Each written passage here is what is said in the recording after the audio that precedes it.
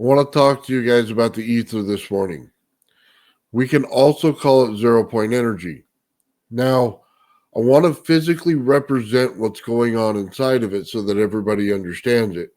We all get this, and we get the hand movement, and we get the different things that go like this.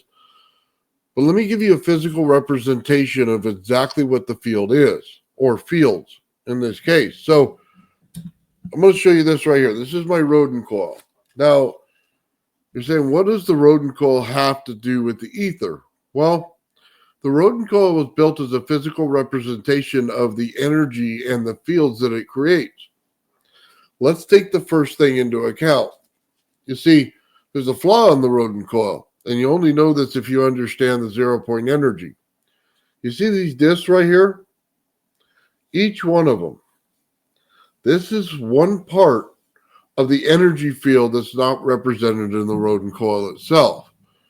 This must have wire that goes all the way around it in order to create the field. Why is that important?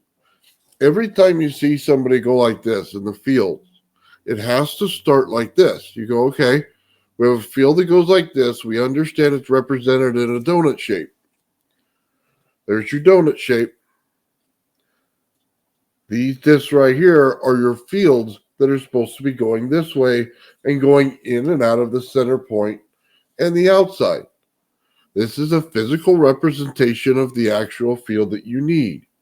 These are the donut shapes that go inside the main donut shape here.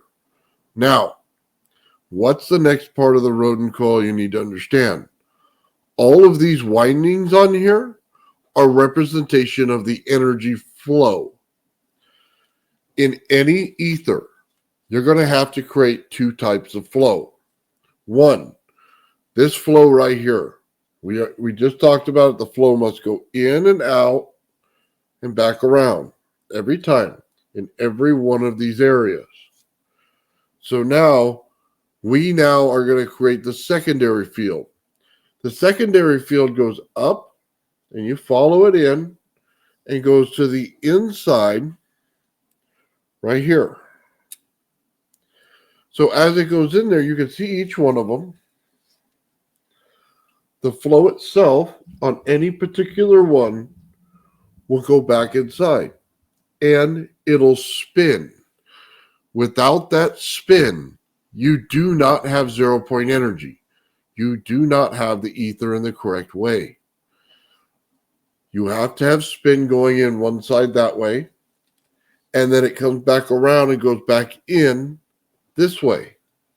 Again, when you look at the rodent coil, please understand that the actual winding on it are a representation of the energy itself. That's how it must flow. What does that create then? So we got a field that goes like this. We now have a field that goes inside of it.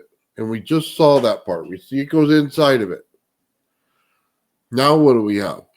Now we have the ability to create a vortex. When everybody says there's a tornado on top and bottom, you don't get that without those two important parts. You must have a flow this way. You must have a flow this way. Now, out of the center of this energy, you'll have a tornado structure that grows. You see, you have to have the spin this way and the spin coming over this way inside of this in order to get the tornado to start forming like this. Why does it stay in this area in here in this little V? The understanding of that is the flow of this outside donut here that flows around. Just like this, it flows around. It's pinching it in. So if this is your vortex here, and we simply want to look at it, this right here flow, it goes in like this, is holding in that tornado shape. And it's causing it to spin. Now, we want to look at that in two ways. If you spin this way on the top, you're spinning this way on the bottom of it.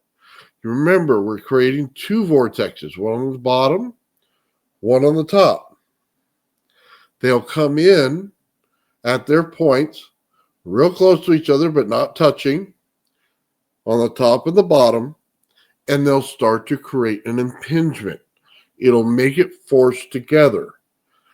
Here's one thing that most people don't understand. When we start talking about you turn it on and it's a well, so it always has the same amount of energy in the well as long as you don't disturb the main circuit. That's why we do not loop it back. You create the main circuit, that well is always full. What are we saying? Basically, the inside of this donut here has a scalar field, and it's represented on a flat plane. Every time that energy goes through that scalar field, it picks up more. So when we do this, it goes through the scalar field and picks it up. And every time it does it, it's adding energy. It adds continuously every time it does it. It does not create one thing that goes around and stops. It goes around and keeps going around until you get around this entire thing.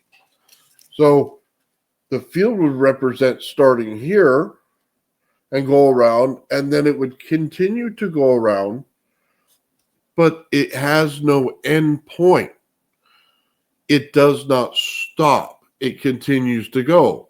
But every time that this starts to flow, a new one is created. So you think it's maybe one for each one of these. That's not correct. Every time it starts, it creates one, then another, then another, then another. Before you know it, you have thousands of fields out here, not simply, 15 in here? It's an understanding of the flow of energy. We're going to continuously do it. It's going to pull in the surrounding energy in the environment that it's in. So what does that mean? The room is the environment that it's in. You're trapping the fields in the room.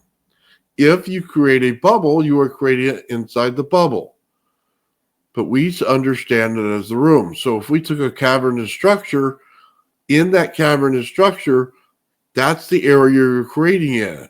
Now, what happens when it fills the room? Well, it starts to put a condensed amount into the center. So this hole in the center here, this donut hole, will now start to create things that come in like this and hold together. When they come in and they're tight enough, the actual magnetic energy pushed together and forced together will create light. That's the understanding. It creates light. Now, when you get light to a scalar field and goes directly into the scalar field, it creates matter. That's why we need to look at this more. It is simple in an understanding. It's very complex to build. This is a representation in the Rodin coil of the flow of the energy. Now, when we start talking about going to the next level with this, now that we understand what we're doing, the room itself is the containment of it. This energy now flows and it'll continue to build. This is why you never mess with the primary circuit. You want to build the energy and continue the building. It doesn't stop. This is the one thing people misunderstand about this. They think they're going to build a field that looks like this and it's going to stay in that field. Well, no. Because of the different angles of energy that you're putting into it, it will actually grow the field. That's the understanding here. That's why you're going to get over unity out of it. Let's go to another understanding here. Let's take another coil. We're going to represent this in a slightly different way. And I'm not going to change the understanding here. I'm just going to show you in a different way. I want to create scalar. So I'm going to take my Tesla coil here. This is pretty simple. Tesla knew this. Here's my Tesla coil.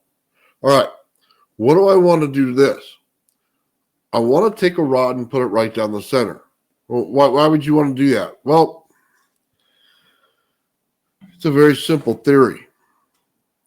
You take a magnetic field and you pinch it to the center instead of letting it flow out. What you're doing is you're changing the actual field of energy. So Steinmetz says we create a magnetic field, then we create a dielectric field. But when you put it in reverse and you force everything inward, you're now changing it. The magnetic field will be here, but your dielectric will be in here. Now you can create scalar energy. You see, I've been doing a lot of testing on the Tesla coil and showing everybody the energy, and it goes through everything. It doesn't matter if it's a fruit product. It doesn't matter if it's a liquid. As long as it has some kind of fluid or moisture in it, it's creating that field of energy.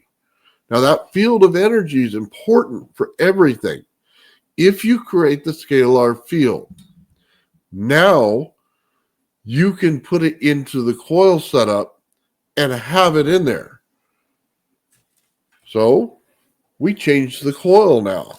We go, okay, if we know that, and we know we're creating a scalar field, and we know this is a Rodin coil as a representation of the energy, how do we create the energy in the first place? You see, I usually demonstrate the Tesla coil when I create that scalar field. I'm only doing it in one winding of a level. So a number one coil on a Tesla coil is how I represent it. That's only one level. How do we get it to multiple levels? This is a geometry coil. This is going to give you what you're looking for. Now, I have a flaw in this coil, and I'll tell you what it is. I did not create the diode on the outside. I did not create the winding the right way to make the diode. So it doesn't work properly. I have to rewind it. But it still gives you an understanding of what you're doing. If you look at this coil, you say, oh, look at all the different geometries in there. But that's not where the magic happens. You see, every time you create the geometry here, through whatever one you use, from wire to wire, all the way around, each level is its own scalar field. We want to multiply that just like we do a voltage multiplier circuit. Now, the wire itself will hold the capacitance, so we don't have to worry about that. We have to create the diode in it. So, like I said, I messed up because I did not basket weave on the outside and create the diode. Every time you do this, imagine this. This Tesla coil, with all of its windings, gives me one layer of scalar. While it's powerful, now I can multiply it with this coil here. I am going to get 1,500 to 2,000 layers of scalar. That's significant. If I built them as a voltage multiplier, each level has its own level of energy, but they all continuously build up to more. This is why you want to build it this way. And there's a secondary and third effect. So let's go a little deeper. Every time you wind something in a specific wind, it has its own frequency. Every time it has its own frequency, you're also going to get its own octave. Now, when you create a geometry coil, you get all of it in one. That's the point here. In order to create the next set of steps that we need in this coil, we must understand the geometry. You see, a simple triangle, 639 is what you'll get for one, 639 hertz, not kilohertz, hertz. Then what? 963? It's all in the numbers, guys. Once you create those, you can now manifest that energy. So you're creating the octave, you're creating the frequency, you're putting the stuff in the coil that you need. Why would you need any of that? Well, in order to work on the Russell scale, in order to be able to do transmutation, you're going to need to understand that. You're going to have to build each thing in the geometry in order to create the frequencies that you're looking for. You see, each layer has its own, and every one of them is set up in a way that they work together. So when you look at a geometry coil like this, there are, 6 individual widenings on there, and every single one of them creates its own set of frequencies in it. So you're not looking at maybe one or two, you're looking at about 24, 36 different frequencies that you could put in there based on the way that you connect your setup from your primary circuit is how you tell which ones that you're turning on. It's that simple.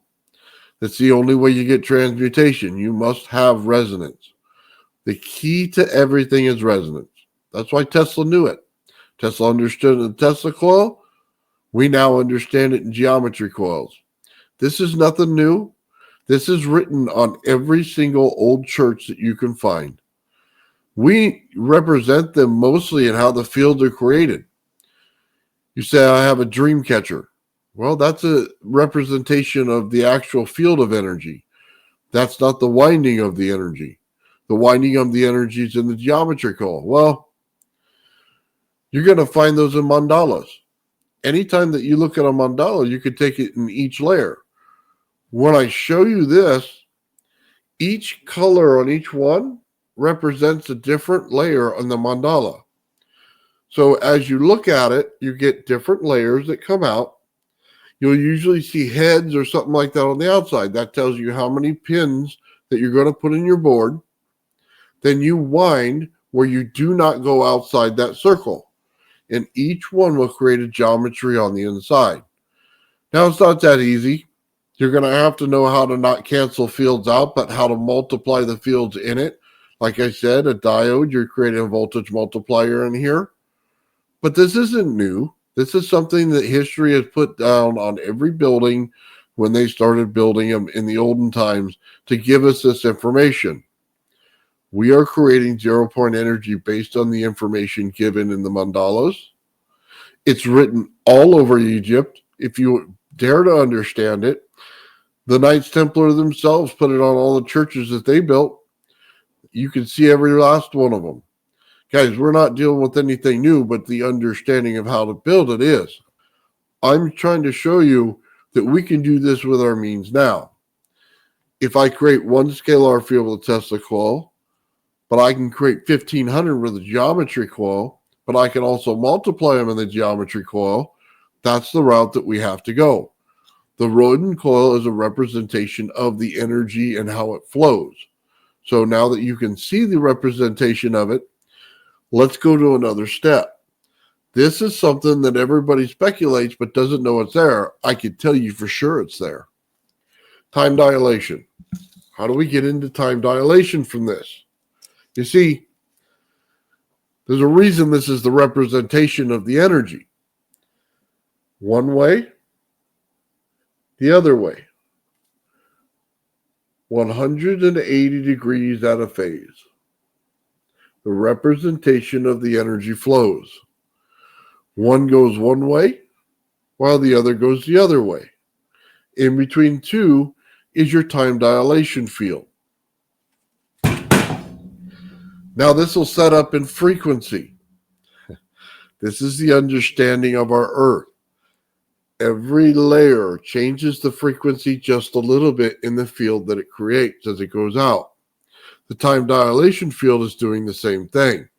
By the time you get out to space, it's going to change versus where we stand on the Earth.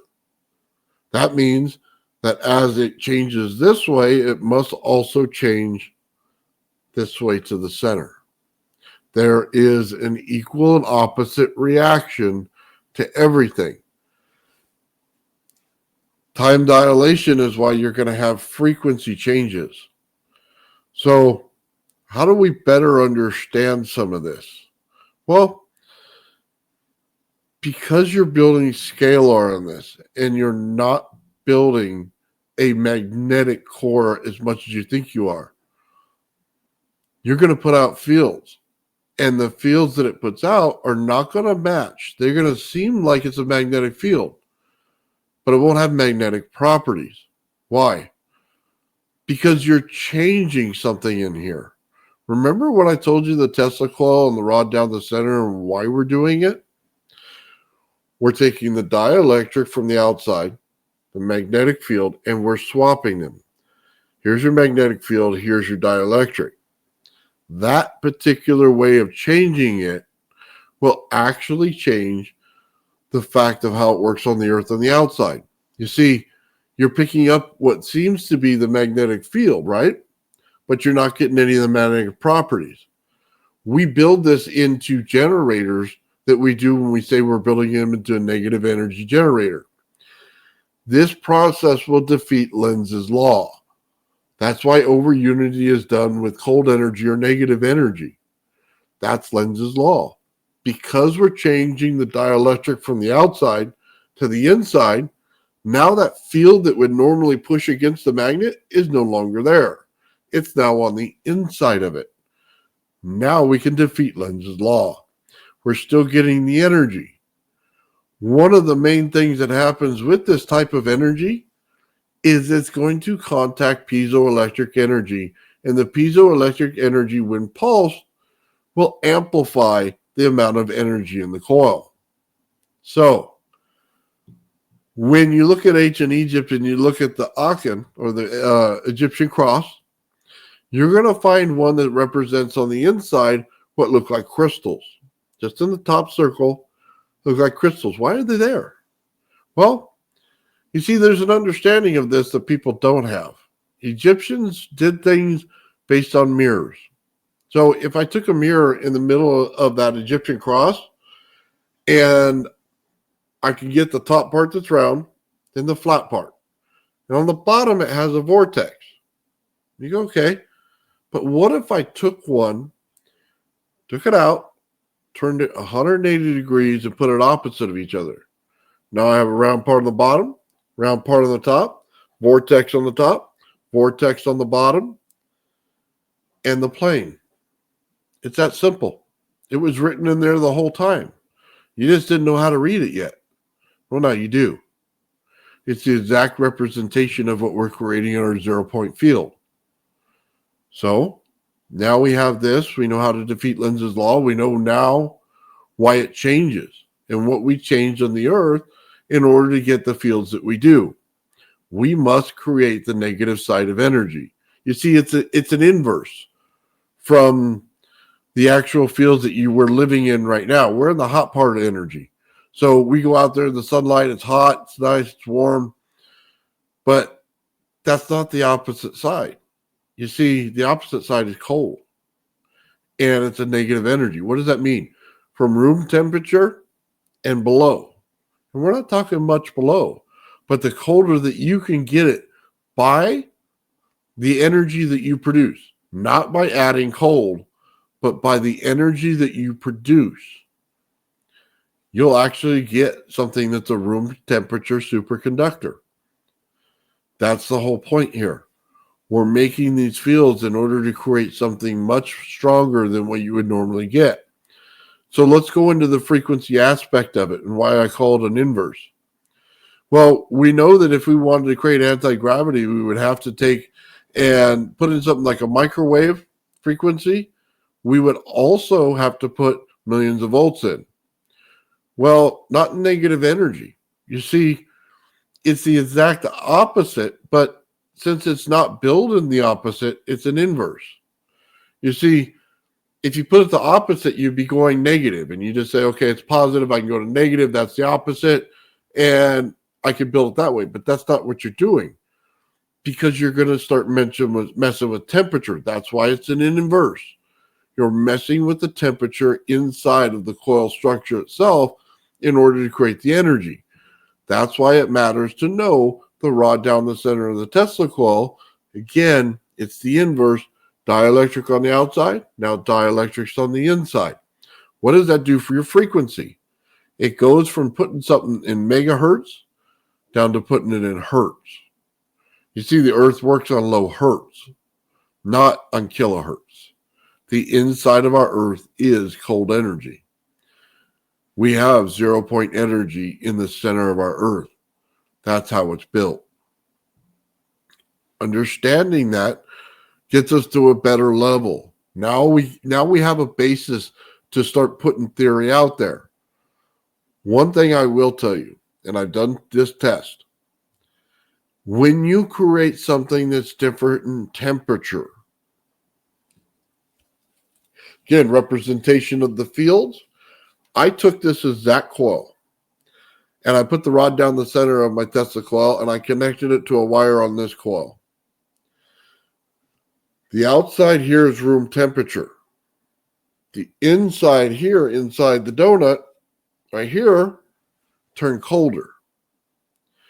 Now, why is that? Because the rotation in the room pulls in the energy from the room, but the energy from the room pulls in colder than the room itself. Now, this field in here will start to decrease, but it's also negative energy in there. Therefore, the flow of it will make it go lower and lower in temperature. Heat on the outside, cold on the inside. If you do not have this, you don't have 0 point energy. You must have hot and cold, and you must be able to manipulate them perfectly. When I did this test, I put the wire down it, and I simply removed the wire. For a certain length of time, my Rodin coil lit up a light bulb, and it stayed lit until the inside of that coil matched the room temperature of the outside. It stayed lit. You see, that understanding is hard to come by. You must actually do the physical test in order to see it. I have it on my channel. You can watch it. But that's what you're trying to do. You're trying to create hot and cold in order to manipulate the negative energy. It's the only way you can do it. And that's why it's an inverse, not a opposite. If it was opposite, it would just be negative. And that's not what I'm looking for. We want an inverse. I want the hot and cold to control the energy in this. So now that we have that, we have quite a bit of information to start on. Now we understand what kind of fields we're building. We understand temperature control of something. We know what kind of winding we want. We also know that what each part does. Rodin coil is a representation of the energy fields itself. That's as simple as that. That's exactly how it works. There's some parts missing to it. The Tesla coil is great. It's going to give you what you want in the beginning in understanding a scalar field and how to create it and what the energy will actually do. You see, the energy puts in that you put into water from that actual thing will erase the memory in the water. You can put your own memory on there. Now, if you understand Bedini, you see, there's two sides here. People think it's just batteries and stuff, and no, you're missing some of the point. He is creating the Tesla coil ring, and it's fascinating. What the second part that you didn't look at is when he put it 180 degrees out of phase, he got packets. And that's where he told you that he stored all the information that you needed in that packet. What is that also when we look at it? It's a double helix. Now you can start to understand. That's why it's in there. That's why we get transmutation. That's why we get a DNA strand that would come out of this. That's why we can manipulate the water. We can physically manipulate this water and change the memory of it. It's the only thing that communicates with the piezoelectricity is the negative energy. It's how the Great Pyramids worked. So the Tesla coil is an understanding of those basic things. The very next level is the geometry coil. In order to understand all of it in one, to create the correct fields, in order to create the correct level of scalar you're going to need for transmutation, in order to create your ball lightning that you want, you're going to have to create the geometry coil. Now, You're going to have to do it in a way that doesn't cancel out a bunch of fields. You're going to have to make the frequencies work that actually are good for people, not bad for people. You can do this 100% the wrong way because you're looking at it as only hot energy. And you could make something that's completely destructive. And I absolutely would warn people never to do that. Know the frequencies you're putting in and what they do. Once you understand that, build the coil the right way. Build each layer. Learn how to put the diode in there. Learn how to get the multiplier in there. You're going to get to the right level. That's how you're going to create 0-point energy with scalar fields. If you don't do it that way, you won't ever get there. There are certain milestones you're going to have to hit. Right now, I'm in the middle of the Tesla coil. We have Ben working on the Rodin coil, and Gerald's working on a geometry coil. Do you understand why we're so far ahead of most people on how to build this? We already understand the states we're looking for. We're defining those states of what they actually do. We're going to have this thing done in no time. There's incredible results that we just can't share. There's things that it does that we can't share, and it's not because we don't want to. Because when we're on YouTube, we have certain parameters we have to stay into. But once you understand that next level of it, then it all ties together perfectly. It is how we're all created. Now, that's only in the physical sense. Our soul comes from God, and you can't ever forget that. Gerald will tell you, his coil came from God, and based on the geometry in there, I can't argue with that. You know, that's all I'm going to say about that subject, but I'm going to say this. Some of this stuff is meant to be found, and it's meant to be found by the right people. Not to be abused, not to be turned into weapons. This has over unity in it. It's going to give you free energy. It's going to be able to grow plants faster. It's going to give you every nourishment of the earth that gives you, right? So as long as we follow the good parts of it and we get that out there, that's what I want everybody to know. Everything else that's bad on it, I live locked up. I don't want to go in anywhere. I mean, when you're building this, you inherently build both sides, and you know to keep that out of it. So I hope everybody else who builds this stuff and learns it will do the same thing. Take it one step at a time. It'll take you quite a while to get there. Anyway, I hope you guys enjoyed this video. Hope you have a better understanding of things. And as I get over this cold, guys, I'll try to do another video with a little more graphic representation of what exactly we're doing here. But do we have free energy right now? Yes, we do. Do we have a scalar field? Yes, we do. Do we have a coil that'll build multiple layers of scalar? Yeah, we do. This fringe think tank, guys, that we all get involved in, it has everything. And we're taking it to the next level. So I hope everybody understands that. We're the builders. We're not the philosophizers or whatever you want to call them. We're not the physicists. That's not what we do. We build things. We make this thing work. So we know how it flows. We know why it flows. And we also know how to make different things to make it flow right. With that said, guys, have a great day. Thank you.